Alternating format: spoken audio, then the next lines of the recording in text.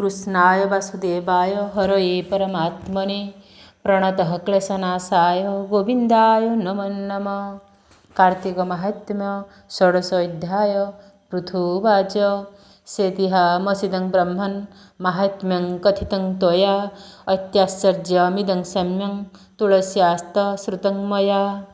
नारद पादे करि पूजा पुଣି पूछन्ति पृथुराजा भौमुनिवर पुण्य देहा कहिल पचारिली जाहा तुलसी आदि जन्मवाणी आत्मा पवित्र ହେଲା ଶୁଣି ତେଣୁ ତୁଳସୀ ମୂଳେ ସିଦ୍ଧି କାର୍ତ୍ତିକ ଉଦ୍ଯାପନ ବିଧି ସେ ମହା ତପବ୍ରତ ଫଳେ ଏବେ କହିବା ତପିଶିଳେ ପୂର୍ବେ କେ ଉଦ୍ଯାପନ କରି ଭବସାଗରୁ ଗଲେ ତରି ସେ କଥା କହ ଦୃଷ୍ଟାନ୍ତରେ ଅଖିଳ ଜନ ଉପକାରେ ନାରଦ ନୃପତି ବଚନେ ବୋଲନ୍ତି ଶୁଣ ସାବଧାନେ कार्तिक उद्यापन धर्म शुणन्ते शुभ सबु कर्म से कथा कहिबा प्रस्तावे जे धर्म इतिहास पूर्वे नारद उवाच आसीत् सत्याद्रिशिखरे करवीरपुरे पुरा ब्रह्मणो धर्मवित् कश्चित् मद्दत्त इति स्वतः सत्याद्री नाम गिरिपाशे ब्राह्मण करवीर देशे नाम ताहार धर्मदत्त विष्णु सेवारे अनुरत जानई सर्वधर्म रीति कार्तिक व्रते महाप्रीति एमन्ते एक संवत्सरे कार्तिक कृत्य विधि करे मास संपूर्ण उद्यापन सारिला जावत विधान एमंत निशी अवशेषे नृसिंह दर्शन आसे ब्राह्मण नित्य कर्म सारी करे उदक पात्र धरी से जले मिश्रित तुलसी मुखे गोविंद नाम घोषी पथे चालोई द्विजवर स्वभावे गिरि भयंकर नृसिंह रूप नर हरि जहि अछन्ति विजे करी विप्रग मई सही मार्गे एक पिशाची आसी बेगे पथ निरोधी अछि रही द्विज कातर ताकु चाही स्वभावे भयंकर मूर्ति लंबष्ठ वक्रदंत पंती उलग्न मुकलित केश कराळ मुख शुष्क मांस अति दुर्बल कळेबर अस्थि जडित चर्म शिर रक्त नयन दीर्घध्वनि जिह्वारे जळुअछि बह्नि चिमणी पक्षी प्राय स्तन दुर्गंध नासिका पवन शरीर ध्रुमवर्ण दिशि विप्रंकु अगाळिला आसी ताहांकु देखि धर्मदत्त हस्ते जे थिला तंबा पात्र तुलसी जल सहितरे पिंगिला पिशाची उपरे अंगे पड़िला तार जाई पिशाची दिव्य रूप होई ब्राह्मण आगे हेला उभा चंद्रमा प्राय मुख शोभा कांचन प्राय तनु गोरी जेसने स्वर्ग विद्याधारी अमूल्य अलंकार बास गंध चंदन जाति पुष्प सुंदरी शरीर भूषण ता देखि आश्चर्य ब्राह्मण मनरे भय नाही किछि युवती मुख चाहि पुछि हे रूपवती की कारणे रूप अंतर हे क्षणे ओहिलु जेउ रूप धरी से रूप देखि भय करी तते पिंगिली जलपात्र तेणु सुंदर तोर गात्र कह ए किस विपरीत पूर्वे तू कलु केउ कृत्य कि जन्म लभिलु तु काहीं कि दोषे पाप तनु बही घर गहन मार्गे थिलु एबे कि भावे निस्तरिलु तु हेया कह परिमाणी मोर संशय जाऊ शुणी ए प्रश्न शुणी से सुंदरी विप्रंकु नमस्कार करी बोलई शुण द्विजवर ए जे अर्जिला कर्म मोर कहिली शुण विप्र श्रेष्ठ पूर्वे जे नग्र सौराष्ट्र से देशे कृष्ण भिक्षु नामे द्विज वंचय इह धर्मे मुहि जे द्विजर घरणी कलना नामिण ब्राह्मणी मु पापी जेमंत दुर्मति स्वामी रे होइली अप्रीति जहा बोलई मोर नाहा मु सुख न मणई ताहा संजोगे नदी अई अन्न कहई निष्ठुर वचन गृहे जे भल द्रव्य थाई मु ताहा भुंजई लुचई मत हूँ उपुरई जाहा बलिले निवेशई ताहा ସ୍ୱାମୀ ଯହିଁକି ମନ କରେ ମୁଁ ତାହା ନ ରଖଇ ଘରେ। ସ୍ୱାମୀ ପୁଛିଲେ କରେ କଳି ତାର ବଚନ ମୋର ଶୁଳି। ଏମନ୍ତେ ଗଲା କେତେ ଦିନ ମୋର ଭାଜିଲା ସ୍ୱାମୀ ମନ। ଅନ୍ୟ କନ୍ୟାଏ ଦେଖି ଶୋଭା ତାକୁ ହଇଲେ ବିପ୍ର ବିଭା। ତା ଦେଖି ସହି ନ ପାରିଲି ମହୁରା ପାନ କରି ମଲି। ମୋ ପ୍ରାଣ ପ୍ରେତ ପିଣ୍ଡେ ଭରି ଯମ କିଙ୍କର ନେଲେ ଧରି। ଚର୍ମରଜ୍ଜୁରେ ବାନ୍ଧି ଭିଡ଼ି ମୁଣ୍ଡେ ପ୍ରହାରିବେ ତ ବାଡ଼ି। ଯାତନା ପଥେ ଘେନି ଗଲେ ଯମଛା ମୁରେ ନେଇ ଦେଲେ। ମତେ ଅନାଇ ଦଣ୍ଡଧାରୀ କାଳକୃତାନ୍ତ ରୂପ ଧରି। ପୁଛିଲେ ଚିତ୍ରଗୁପ୍ତକୁ ବୋଇଲେ କି ଦଣ୍ଡ ଏହାକୁ। ବିଚାରି କୁହ ତୁମ୍ଭ ବେଗେ ଧର୍ମ ତ ଦିଶୁନାହିଁ ଆଗେ। ପାପ ଲକ୍ଷଣ ଏହା ଦେହ ପାଞ୍ଜିରେ କି ଲେଖିଛି କହ। ପୁଣ କରିବା ଯେଉଁ କର୍ମ ବିଚାରି କହ ଧର୍ମାଧର୍ମ। ରାଜା ବଚନେ ମନ୍ତ୍ରୀ ବେନି କର୍ମ ଲିଖନ ପାଞ୍ଜି ଘେନି। ବୋଲନ୍ତି ଶୁଣ ଦଣ୍ଡଧାରୀ ଏ ବଡ଼ ପାପୀ ଦୁରାଚାରୀ।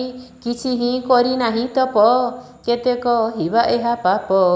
ବ୍ରାହ୍ମଣ କୂଳେ ଦେହ ବହି ଆଚରାହୀନା ସ୍ୱାମୀ ଦ୍ରୋହୀ।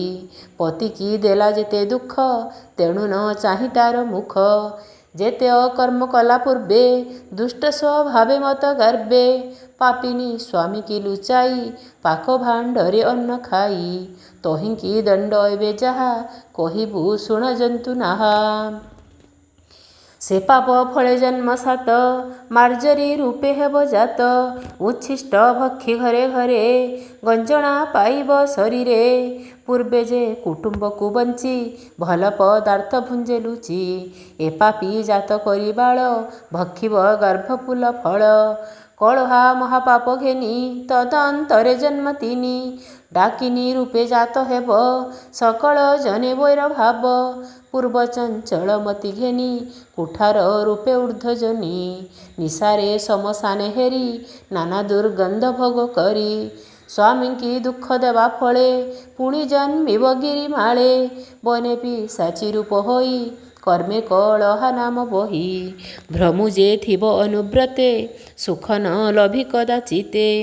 ନିଜ ସ୍ୱାମୀର ନିନ୍ଦା ପାପେ ବିବର୍ଣ୍ଣ ଭୟଙ୍କର ରୂପେ। ନାନା କୈଳସ ସହି ଅଙ୍ଗେ କେହି ନ ଥିବ ଆଉ ସଙ୍ଗେ। ଯେ ବଣ ତୁଣ୍ଡେ ନିତ୍ୟ କଳି ସ୍ୱାମୀଙ୍କି ଦେଉଥିଲା ଗାଳି। ସେ ତୁଣ୍ଡେ ଜଳୁଥିବ ଜଇ କିଛି ହିଁ ନ ପାରିବ ଖାଇ। ଏମନ୍ତେ ଯୁଗ ଏକ ସ୍ତ୍ରୀ ଥିବ ପିଶାଚୀ ରୂପ ଧରି। ହେ ବିପ୍ର ଶୁଣ ସାବଧାନେ ଏମନ୍ତ ମନ୍ତ୍ରୀଙ୍କ ବଚନେ।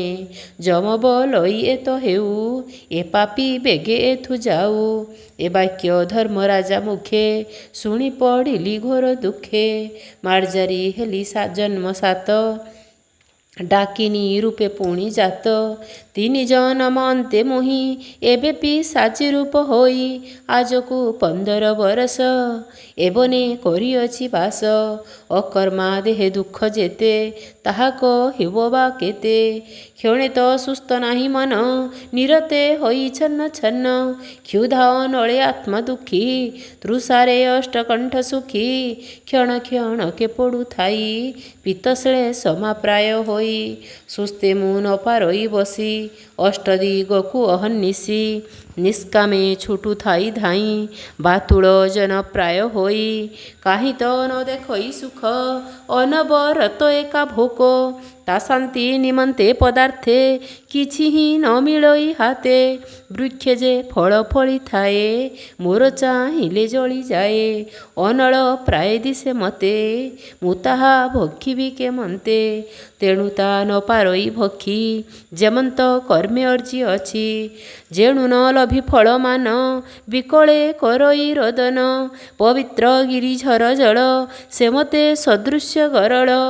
ଅନଳ ତୁଣ୍ଡେ ଜଳୁଥାଇ ଶୀତ ପବନ ଆଦି ହୋଇ। ସେ କଥା ଶୁଣ ପୁଣ୍ୟ ଦେହା ପ୍ରେତ ପିଶାଚ ଭୋଗ ଯାହା। ଶୁକ୍ର ଶଣିତ ପୂଜଲାଳ ଶ୍ରବଣ ବିଟ ନେତ୍ର ଜଳ। ନାସାଶ୍ଳେ ସମସ୍ୱେଦ ବାନ୍ତି ଯେବା ଉଚ୍ଛିଷ୍ଟ ଘୃତ ଖାନ୍ତି।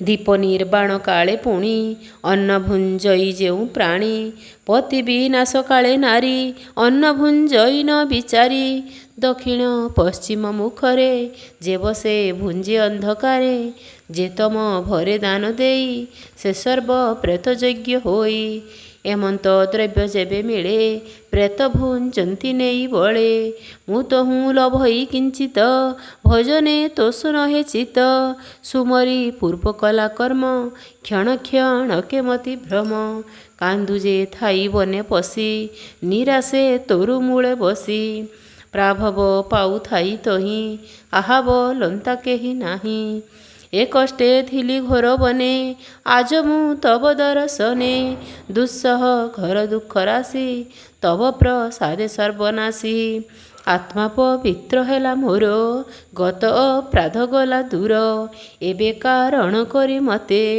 ନମଇ ତୁମ୍ଭ ପାଦ ଗତେ କଳହା ମୁଖ ଏହା ଶୁଣି ବ୍ରାହ୍ମଣ ମନେ ମନେ ଗୁଣି ପାଷାଣ ମୂର୍ତ୍ତି ପ୍ରାୟ ହୋଇ ମୌନେ ବିଷ୍ଣୁ ରୂପ ଧ୍ୟାଇ ଗୋବିନ୍ଦ ସୁମରଇ ମନେ ରାଜନ ଶୁଣ ସାବଧାନେ ଅଧମ ମହାଦେବ ଦାସ ଏକଥା ଶୁଣି ମହାତୋଷ ଗୋବିନ୍ଦ ନାମ ଚିନ୍ତି ହୃଦେ ଶରଣ ଗଲା ହୃଦ ପାଦେ ଶରଣ ଗଲା ପଦ୍ମ ପାଦେ ଅଜ୍ଞାନ ସ୍ତ୍ରୀଙ୍କର ହିତେ ପଦ୍ମ ପୁରାଣ ଅର୍ଥ ଗୀତେ ଜଗତେ କଲି ପରକାଶ ସୁଜନେ ନଘନିବ ଦୋଷ ଇତି ଶ୍ରୀ ପଦ୍ମପୁରାଣେ ଉତ୍ତରାଖଣ୍ଡେ कार्तिक महात्म्ये शिव तुलसी महिमा कथने नाम षोडशोऽध्याय मेमस्यापि रणे भङ्गो मुनिरपि मतिभ्रम यदि सुधङ्ग सुधङ्ग वा मम दोषो न विद्यते।